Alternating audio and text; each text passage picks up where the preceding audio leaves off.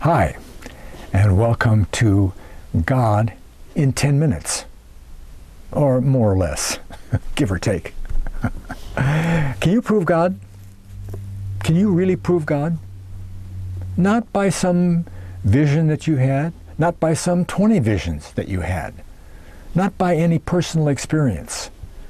Why? Because in a court of law, they don't take personal experience. Well, God showed me this in a vision. The judge is going to say, no, you can't do that, you know. And the counsel is going to say, objection. See? But when you say, God said this in the Bible, you can read that, and then 2,500 years later, you see in a history book, an Encyclopedia Britannica, that that's exactly what came true. You say, oh, there must be some new supernatural thing happening here. That's the way we have to prove God. And that's the way the zodiacs prove God. Okay? Because it tells the story of Jesus and the Redeemer and the redemption and the people involved and all that. The first coming, the second coming and all that. We've gone through the solar zodiac with 48 constellations that all tell a complete story. The lunar zodiac with 28 mansions of the moon, which tell exactly the same story with all the same details. And now we're going to look at the Milky Way. See? The Milky Way takes in 12 constellations, but not the major ones. Not the major constellations. The major constellations don't all lie on the Milky Way. But 12 of the 48 constellations lie right on the Milky Way. And they tell the same story about the Redeemer, right? See? There's the first 6. When you start, the first 6 tell the story of the first Advent. Christ's coming and crucifixion and all that. The second 6 tell the story of his second coming.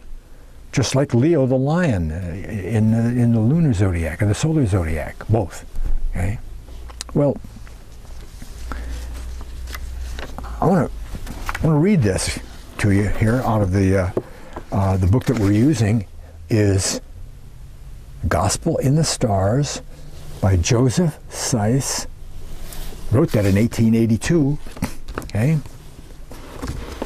The ancient heathen poets and philosophers spoke of this way, Milky Way, okay, as the path which their deities used in the heavens, and claimed that it led directly to the throne and the thunderer's abode. 12 of the constellations are situated on or in this Milky Way, 6 of which relate to the first Advent and 6 to the second.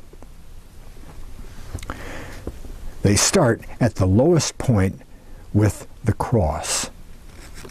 I'm pretty sure that's the Southern Cross. Southern Cross.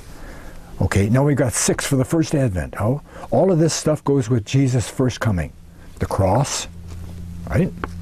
The altar, and cross could refer to God too, but altar, right?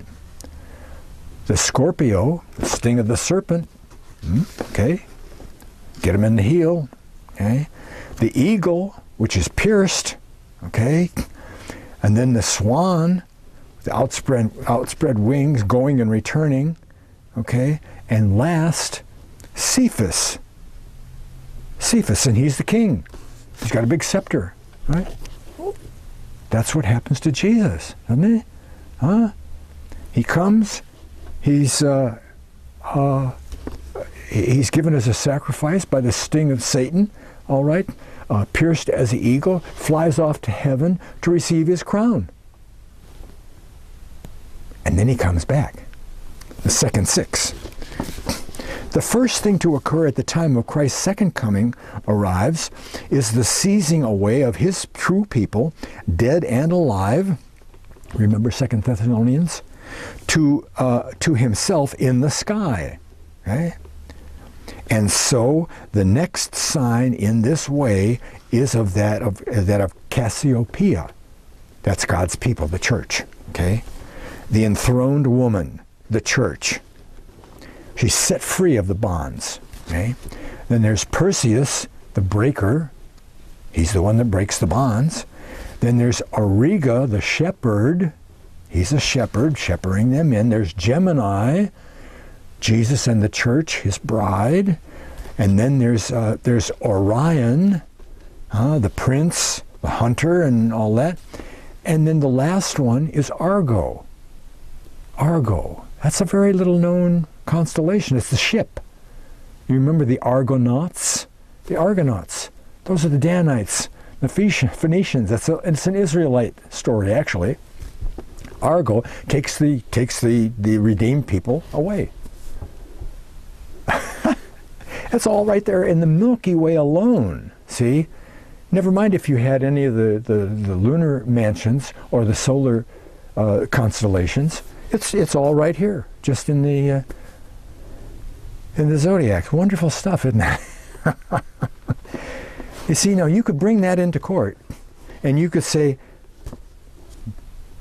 there's the constellations, Judge. Here's all through history from 2300 BC. There's these constellations, and they're all the same no matter where you go. That must mean a common source. Yeah, that's true. And this is the story they tell. Yeah, that looks like the story they tell. And you say, well, Jesus existed, and this is all the stuff he did that we know about, and it matches everything that says here. What are you going to do with that? You're going to say, oh, God must be real. Well, if God's real, maybe I can take a chance. And even though circumstances say, you won't be able to do this. Hey, that's just a waste. That's a waste of your time and your energy. Tithing? You tithe? You give your money away? Well, God said, whoa, come on, are you kidding me? You can't faith, F-A-I-T-H-E, because it's a verb. You can't faith on something you don't believe in. Okay? You can believe in God. Thanks for watching. God bless.